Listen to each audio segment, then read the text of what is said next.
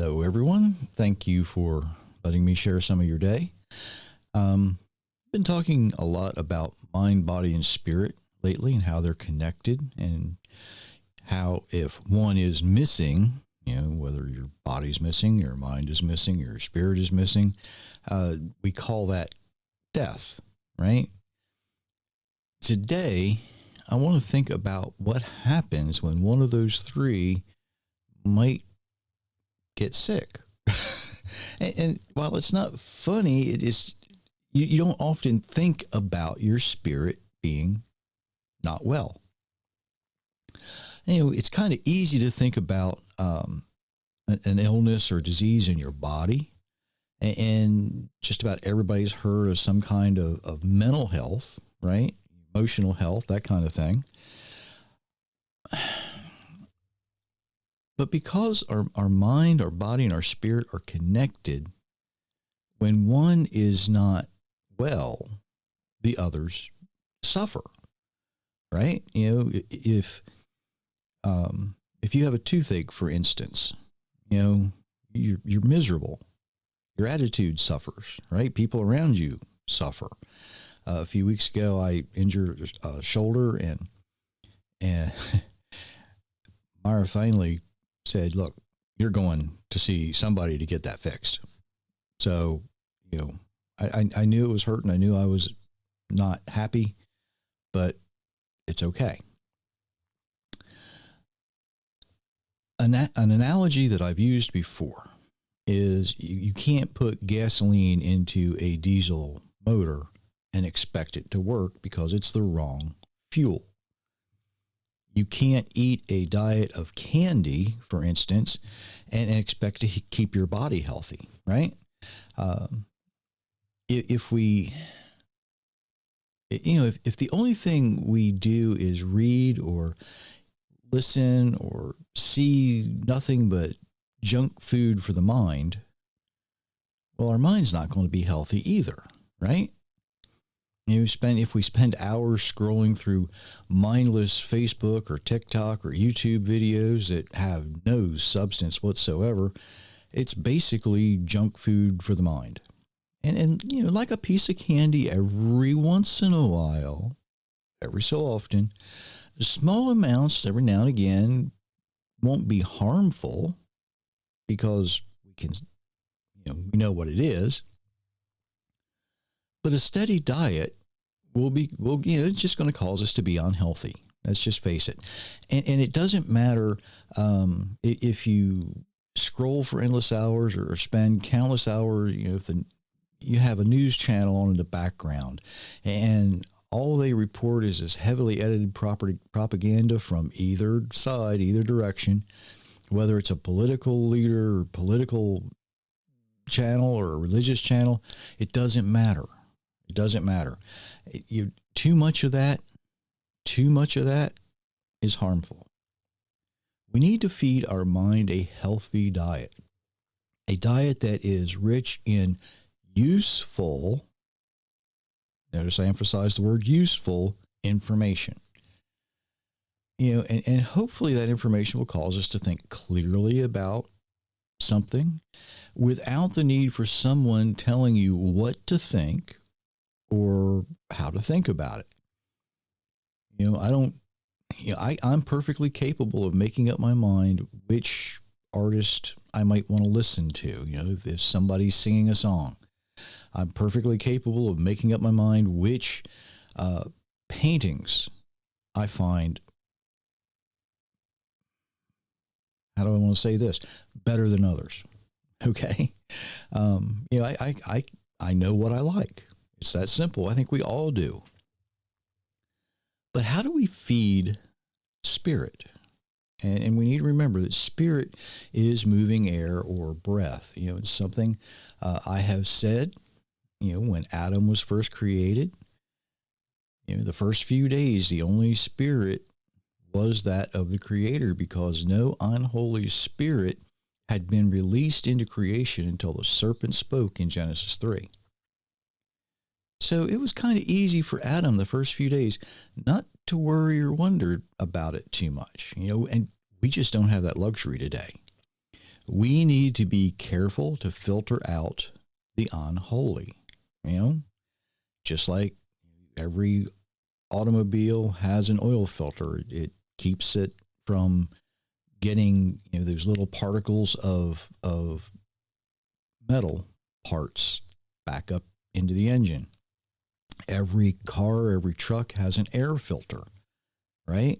So that when that air enters the combustion chamber, it is as clean as possible. Before Cain killed Abel, he received a warning, right? Cain was sad. God didn't like what he'd brought. It wasn't that he brought vegetables. It was he didn't bring the best he had. So the Almighty says, why are you angry? Right? Why are you angry, said the Lord to Cain. Why is your countenance fallen? Why are you hanging your head? What's going on? If you do what is right, will you not be accepted? If you bring the best you have to offer, I'm going to take it. But if you refuse to do what is right, sin is crouching or lying at your door. It desires you, but you must master it. Now, obviously, Cain did not heed that warning. He didn't keep his spirit healthy. He allowed the unholy spirit of jealousy, hate, it came in through his mind. Right? It corrupted, it intermingled the spirit that was already there. Can't say that it completely replaced it, but it certainly corrupted it, intermingled with it. Think about that. How many times have we heard about a religious leader who should have known better, should know better, but allowed some unholy spirit to do sort of the same thing? It doesn't matter whether that unholy spirit is hate or lust or greed. The unholy, it's lying at your door. It wants to destroy you, but we have the ability to master it. We have been given the authority over it. We don't have to accept it. We can filter it out. We might think of addiction being limited to a physical ailment. And I've had people tell me, that, well, I have an addictive personality. And what they mean is they're somehow predestined to be addicted to something. That's kind of hard to say this morning. Now, I've explained before, the spirit of addiction, if it's allowed in and is not evicted in time, the body becomes dependent on whatever that spirit wants to feed on, whether it be drugs or alcohol, pornography, diet soda, sugar, right? You're going to get addicted to it, and your body will be physically dependent on it, and it takes a longer time to get over it. To keep a healthy spirit, you have to feed it properly.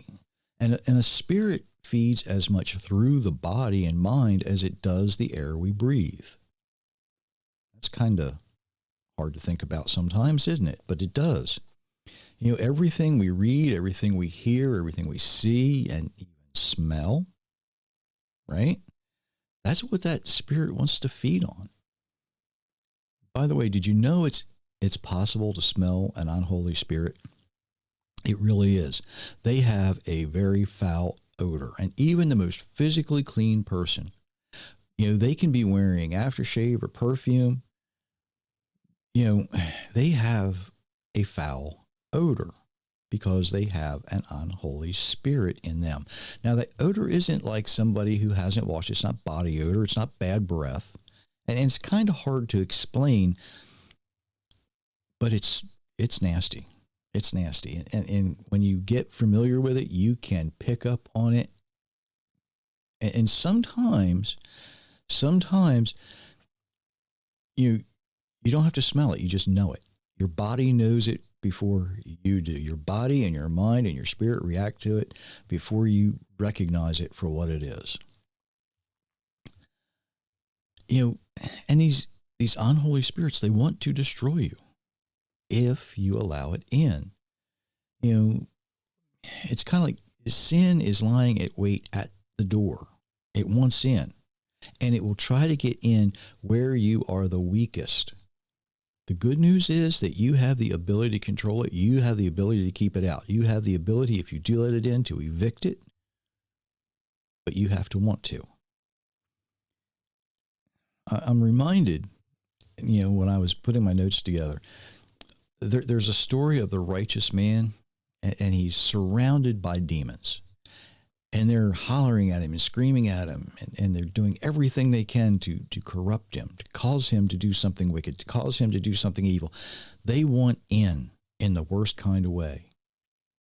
And, all of a sudden, devil, Satan, whatever you want to call him, shows up. He says, what are you doing? And they're like, we've tried everything. We've done everything we can. We can't get this fella to crack. He is just so righteous. He won't budge. But the devil leans down and whispers in the man's ear, your brother has just been made bishop over an entire region. When the man hears that, the expression on his face changed. Jealousy came in. It's kind of the reverse of the disciples that were trying to purge the demon, right? But they weren't able to. It's kind of the reverse of that.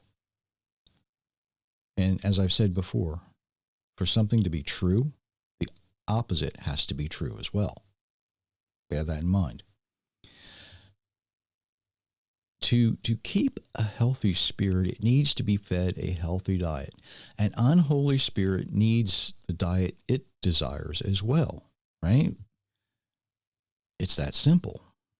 Jealousy needs something to be jealous of. Hate needs something to hate. It's that simple. What you feed depends on what you choose to watch or to read, the news, the music, the people you listen to.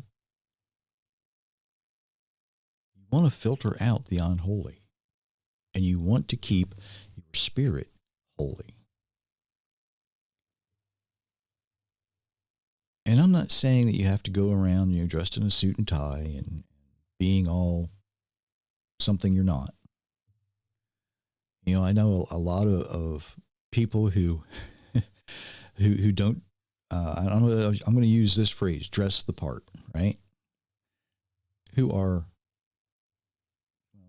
some of them, probably more righteous than I am. And I know a lot of people who dress very well. I know a lot of pastors who are lacking in a lot of ways. What we feed our spirit depends on how healthy our spirit is. And I was trying to find a way to make a little lighter side of this and say, you got to read the label. Like, when you go to the store and you read the label to see what's in your food, you kind of got to read the label to feed your spirit properly too. I just couldn't really find a good way to make that fit. But we need to be very, very careful what we feed our spirit, because we need to keep it healthy. Mind, body, and spirit are all connected. They are all connected, and how you take care of them depends on how well they are. Now, I do go into some detail on this in the books, available at authorjerrymitchell.com, by the way, if you hopefully are interested. But, here's the big but. Be mindful. A lot of people are concerned about what they eat today. A lot of people are concerned about the water they drink. They buy water filters, they buy organic food, but they listen or read or watch